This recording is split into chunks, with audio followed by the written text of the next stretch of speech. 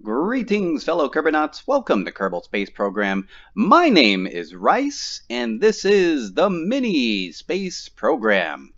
Okay, for our second mission today, what we're going to be doing is we're going to be launching our rover, and we are going to do some surface exploration of the Mun itself. We're going to try to use our rover to start scanning for resources, see where we can find proper ore deposits. Now, what we're going to be doing is when we send a miner over to the Mun to start harvesting resources, we want to make sure that the patch that it lands on has an ore concentration of at least 2.5% or higher. Part of the main reason being is because we're going to be using the tiny drills, the really small ones, in order to stay with the small theme of our space program.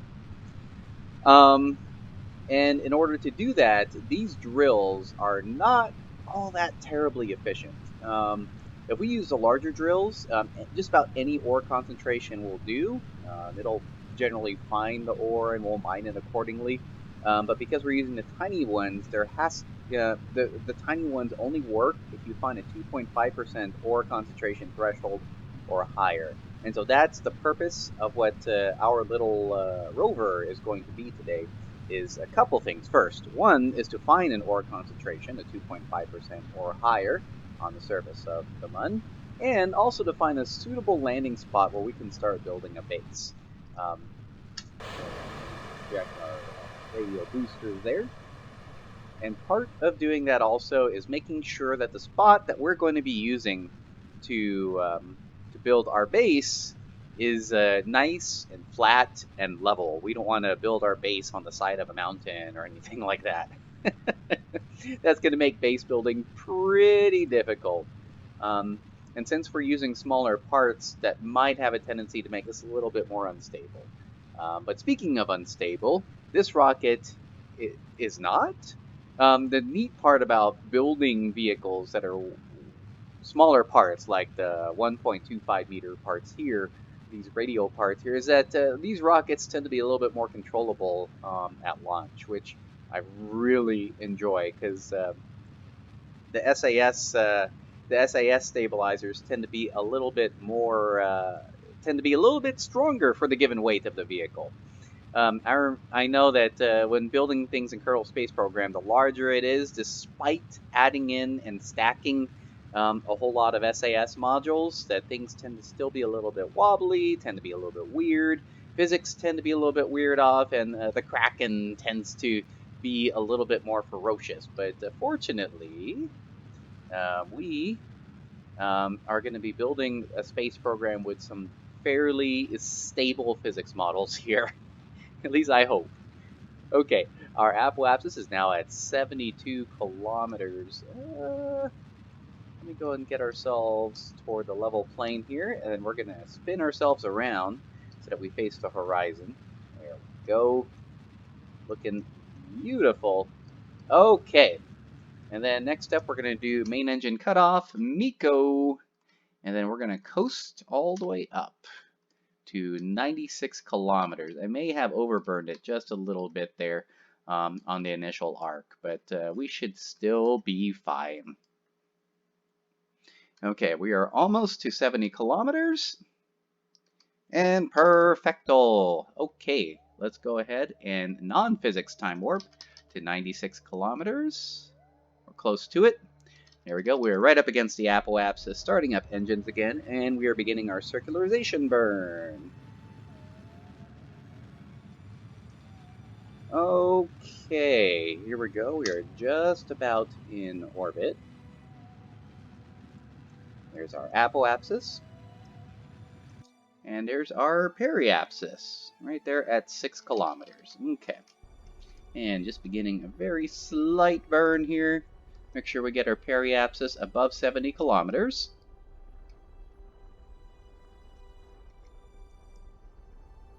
$60 and 70 kilometers. Good. This one's kind of a sloppy orbit here, but it just keeps us stable for now.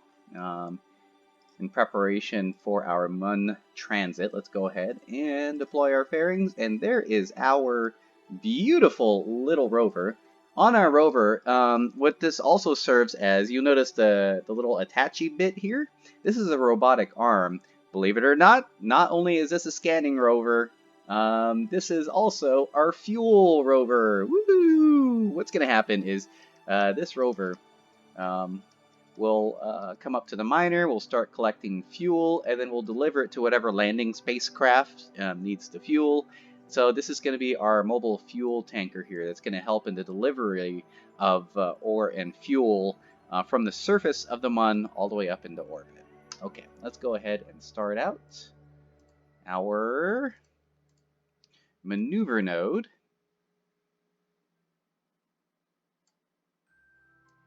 Again, this one's just going to be a fairly rough encounter. Okay, there we go. And then switch over toward our target auto target to our maneuver node, and 3, 2, 1, burn! Here we go. We're about to burn off our first stage. And our first stage is done. And disengage, and second stage. Okay, this is going to be a little bit of an issue here. I have no idea if we have enough Delta V for this landing. We might be in trouble. Let me see here. Yeah, I think we don't see. Right now we're at 1500 Delta V left. This is going to get us to the Mun, that's for sure. But we may not have enough to land. But let's see what happens. Okay. Go and Mun encounter.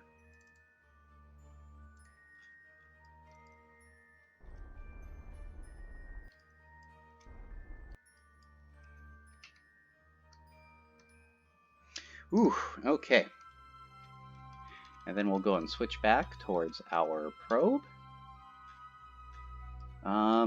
Yeah, I think I might have grossly underestimated the amount of fuel required for this landing. But we're going to see if we can make this one work here. Okay, coming up to the Mun. And Mun encounter now. Okay, and then what we are going to do here is let's burn anti. I'm going to descend. Let's see here. There we go. And we're going to drop our periapsis so that it is nice and level against equatorial orbit. There we go. Okay. Let's see if we can make this work. Falling right into the Mun. And then we're going to do a retrograde burn. And activating engine. Okay, and then we're going to go ahead and... There it is. Whew. Okay, okay. We may be able to pull this off, maybe. Okay, Miko, main engine cutoff. And, in the meantime, let's switch over to our scanning probe. We need to pick a fairly decent landing spot here. So, let's go ahead and start scanning. Toggle overlay. And let's switch over to... Let's see here. Okay, monochrome. Let's do a heat map.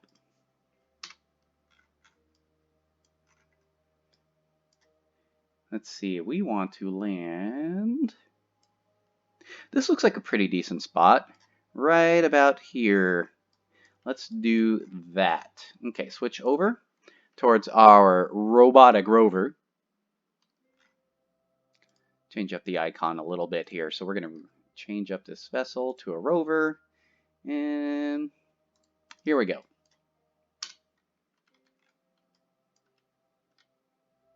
Okay. Let's land somewhere. We can land maybe inside this crater, right about here.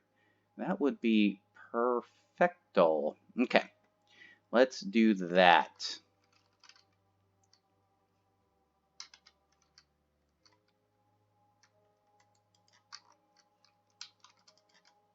Oh, that's right. We have no signal on this side. Well, poop.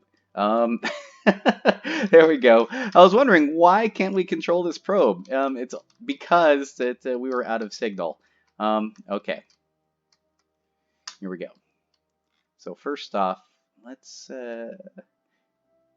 actually, I probably should have opened up our comms. Let's go ahead and do that right now. Extend antenna. Okay, and now, oof. Okay, beginning burn. Can we pull this off? Perfect. Okay, so we're going to land somewhere near here. Deceptively, we might be landing in the yellow zone, but I'm going to bet that what's going to happen is we're going to retrograde burn as we come down into the mun, and that's going to reseed this into the red area here, where some nice, hefty ore hopefully should be. Also, the mun is rotating as well. Not a whole lot, but enough to make a difference, I hope. Okay, here we go. We're coming in for a landing. 400 meters per second, almost 500 meters per second. We may not be able to pull this off if it exceeds our maximum delta V here. We're going to have to suicide burn this puppy. Okay, here we go. Turning us around, retrograde, and dropping landing gears. Oof, okay. We are falling in at 500 meters per second. We're still looking pretty decent. Okay. We need a jet right now because we are overshooting our red area. Not so good here. Okay. We're going to be landing in a dry spot for resources, unfortunately. Hopefully, though, it's not going to be too bad. Okay. 200 meters per second, 245. We're coming down nice and easy. I think we've got enough fuel for this here. And activating engines again. 200 meters per second. 150 meters per second. 100 meters per second. Okay.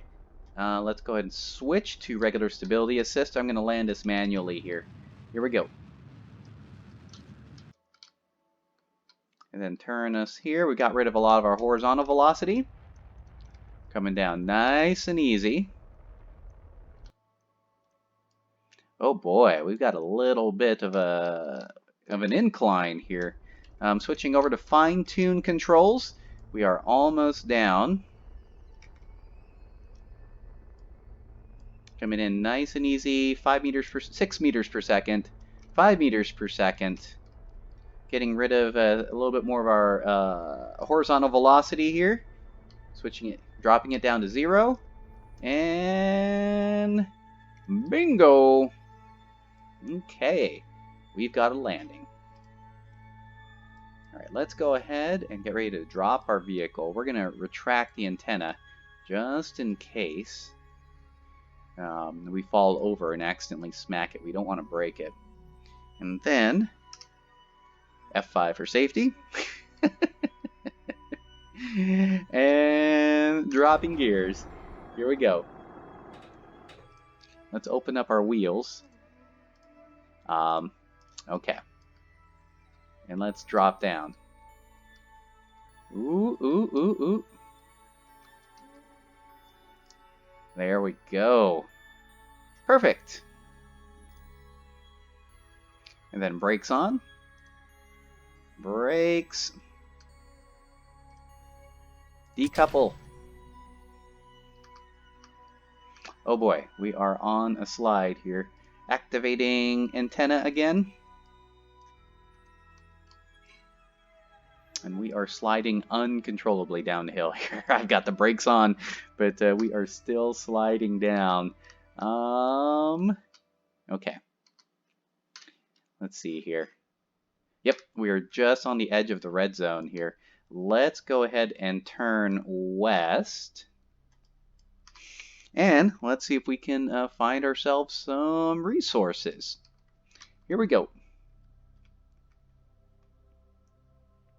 Okay, we are on our way. We're going to do some coasting around. We're going to try some decent resources here. First off, let's go ahead and check our analysis here. Ooh, check this out. 8.24% average on ore concentration. We are still looking good on ore concentrations in this area here. All we got to do is find some level area, and then we can mark this area to start building a mun base, which will be perfect. So we're going to save that for the next episode. I'm going to do a little bit of traveling here, and I'll be back with you in the next one, okay? Thank you guys for tuning in, and we will see you guys later.